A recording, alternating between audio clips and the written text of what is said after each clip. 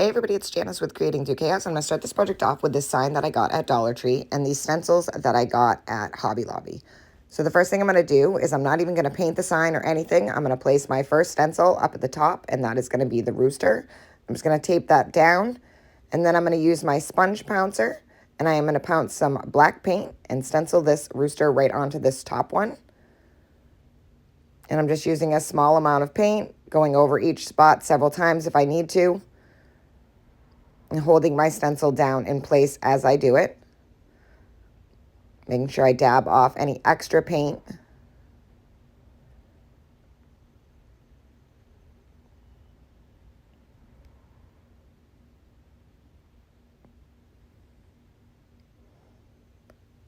Once I have it all covered, I'm going to slowly peel up the stencil.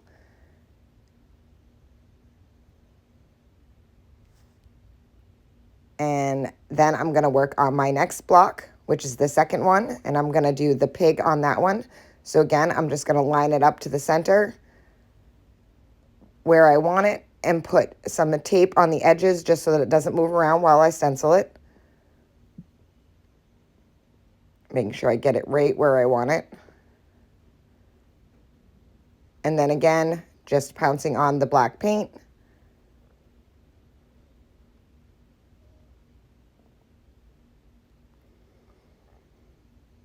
Once I have the pig all on there, the final one I'm going to do is going to be the cow at the bottom.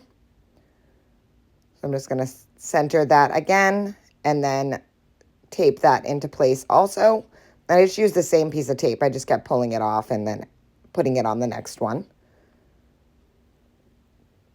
And I want to make sure that that one's centered also. Again, not using a lot of paint.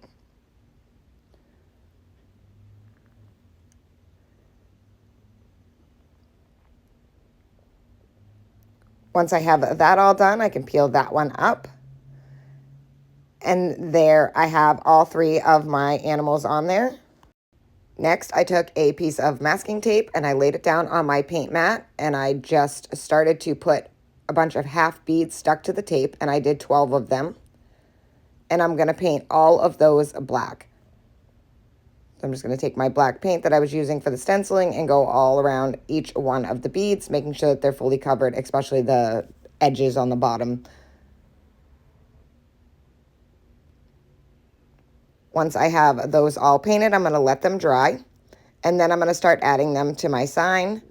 So I'm just going to take some glue and glue one to each corner of each of the squares. So I'm just going to go all the way around this one, making sure that they're all even. And I'm going to do that to each one.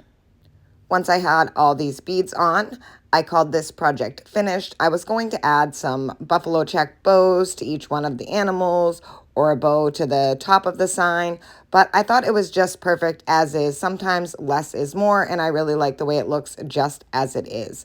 I hope you enjoyed this project. I hope it inspires you to make one. Thank you for watching, and as always, don't forget to spread the chaos.